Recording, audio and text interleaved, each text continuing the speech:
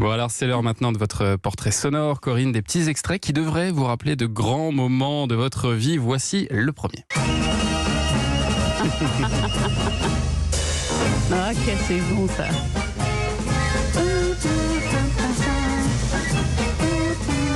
Cet extrait parce que vous avez fait l'école du cirque à l'adolescence, même si vous vouliez devenir vétérinaire à la base, j'ai lu ça. C'est n'importe quoi cette histoire. Et vos spécialités, c'était quoi? C'était clown, acrobate, c'est ça? Oui, j'étais clown, j'étais Auguste. Oui, j'étais Auguste. En fait, c'était un prétexte. Hein. Je voulais partir de chez moi. Ouais.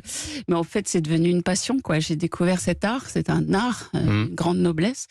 Et après, j'étais indécrottable. Je voulais faire ça, quoi. Ouais, vous avez même donné des cours à Oui, Paris. alors ça, c'est parce qu'en fait, je faisais du théâtre depuis 3 ans. Le théâtre a été fermé, j'étais à Aix-en-Provence, par la municipalité et pour des raisons politiques. Et du coup, j'ai pris ma valise, je suis arrivée à la gare de Lyon. Comme Linda de Souza, je dis toujours. La valise en carton. Arrête de rire, tu me fais peur. Et du coup... Ah, c'est bien, on a les voix dans sa tête aussi. C'est hyper pratique, ça. Non, parce que chaque fois, ma fille me dit, maman, arrête de rire. Mais non, on adore. Et qu'est-ce qu'elle dit? Elle dit, oui, et À donc... Lyon, vous arrivez avec votre valise en carton. La seule chose que je savais faire, c'était clown. Et du coup, quand je suis allée dans ma première école de comédie officielle en arrivant à Paris, le metteur en scène, Alain Hillel, m'a dit, pourquoi tu donnerais pas des cours de clown? J'ai dit, waouh! Et du coup, je me suis éclatée. Et vous avez fait des spectacles de rue, même oui. un one-woman show, du coup, femme clown, oui. c'est ça? Absolument, très poétique, écrite par Alain dans un petit théâtre dans le Marais qui s'appelait le Taille Théâtre. Et j'ai démarré comme ça, en fait. C'était vraiment la première fois que j'avais un public en face de moi, autre qu'au cirque, en fait. Allez, extrait suivant.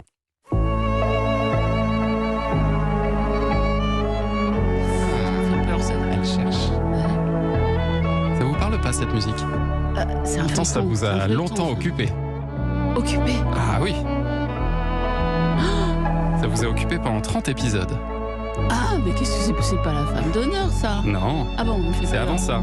Vous étiez plus jeune. Votre toute première série. Hôtel de... Ah, Marianne, c'est Marianne. Mais Ah, que oui. c'est beau. Ah, elle est belle, cette musique. Elle est très jolie. Marianne, Oh. une étoile pour Napoléon. Oh, c'est vrai. Vous aviez 22 ans. Oh oui, oh là là, je vais pleurer.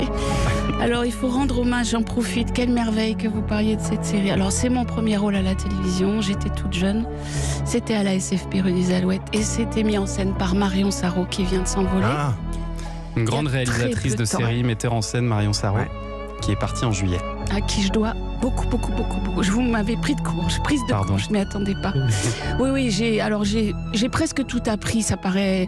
Il faudrait que je vous en parle plus longtemps et on n'aura pas le temps, mais ça serait intéressant. Non, j'ai presque tout appris pour une raison majeure sur cette série. On tournait tous les jours, c'était de la vidéo comme Les Rois Maudits à l'époque. Et on pouvait tourner des plans qui duraient jusqu'à 8 minutes. On avait 6 caméras sur le plateau. Ouais. Marion venait de chez Mariette Gilbert Carpentier, c'était son école et elle a installé, créé, grâce à un producteur extraordinaire qui s'appelait Henri Spade, cette façon de travailler qui n'existait pas en France, qui est très américaine. Et en fait, moi qui n'avais jamais vu une caméra de ma vie, c'est une école foudroyante, redoutable. Pourquoi? Parce qu'à chaque fois que vous tournez quoi que ce soit, on s'installe devant le moniteur et on regarde ce qu'on vient de faire. Donc c'est de la vidéo. Vous vous rendez compte la richesse et la vitesse à laquelle vous prenez dans la gueule, c'est-à-dire vous voyez tous vos défauts, vous ne voyez que ça. Et donc à chaque fois qu'on recommence, vous essayez de gommer, vous essayez d'arranger. Et j'ai fait ça pendant 6 mois. Et j'avais le rôle principal et j'étais dans toutes les séquences avec des acteurs merveilleux. Et Philippe Clay, Virginie Pradal. J'en oublie plein parce que j'étais toute jeune, pardonnez-moi. C'était une histoire un peu terrible. Hein. Votre mari vous joue aux cartes avec un autre homme. Je m'en souviens pas du tout. Il a perdu aux cartes et du coup il vous donne un autre homme quand même. Ah oui, c'est un peu dur. Je savais pas. Si. Je me souviens juste que j'étais la maîtresse de l'empereur Napoléon. C'est la seule chose dont je me souviens. C'est pas mal. Interprétée par Benoît Briot. Et que je chantais, j'étais une cantatrice, je crois que j'avais pris des cours. Avec un joli petit brin de voix. Je sais pas. Mais c'est un très joli souvenir. En tout cas, vous parliez de Marion Sarraud. Elle vous a suivi après dans votre vie. Extrait suivant. Yes. Bonsoir. Je ne serai pas là ce soir sans mes parents, bien sûr. J'ai décidé de me faire pleurer ce matin. Je vais essayer de pas y arriver. Qui, il y a 15 ans, m'a offert mon premier rôle à la télévision. Petite mère. Et qui ce soir grâce à elle, je suis là ce soir car elle a réalisé La Femme d'honneur. Avec tout son cœur, elle s'est battue et elle y est arrivée, la preuve. Pas gentil, hein. Bon. Est-ce que vous vous souvenez de ce moment-là? Ah bah oui, parce que mon papa était dans la salle et c'était... On est en 1997 et vous recevez le 7 d'or de la meilleure comédienne de téléfilm et c'était donc pour Une femme d'honneur. Ouais. J'étais, c'est fou parce que même ma voix je la reconnais pas. J'étais vraiment une gamine. Et puis très émue évidemment. Et puis normal. quand on se retient de pleurer, on a tout qui se barre en capilotade. Ouais. J'étais heureuse et fière parce que personne s'attendait à cette audience. On avait fait 12 millions et demi de téléspectateurs. Le premier épisode, c'était.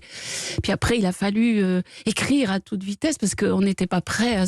Ce succès n'était pas prévu. Ouais. Donc, et on en a tourné 4 l'année d'après, mais il a fallu ce temps-là de gestation et en même temps je m'éclatais, on s'amusait tellement, on était tellement... 10 ans de bons et loyaux services avec ce générique d'Une femme d'honneur.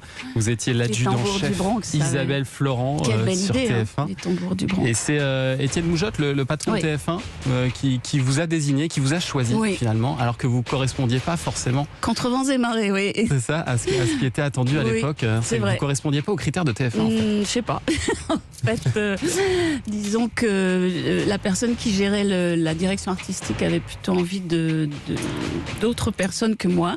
Ils ont d'ailleurs proposé à des gens extrêmement célèbres comme Sophie Marceau, comme des noms que j'ai oubliés aujourd'hui. Mais Sophie Marceau, ah ouais, vous étiez en concurrence avec elle. Oui, il y a eu plein. En fait, pendant un an, ils ont cherché, puis personne n'avait envie de porter cet uniforme qui est quand même très difficile à porter. Et dur à enlever aussi. Comment le savez-vous qu'il est dur à enlever? Parce que vous avez eu du mal à vous en décoller aussi, ça vous a un petit peu enfermé. Je pensais que vous parliez de déshabiller, se déshabiller. Non, je ne serais pas allé jusque-là. Non, cette femme ne se déshabillait jamais d'ailleurs. Elle ne prenait jamais de douche non plus, elle ne se lavait pas.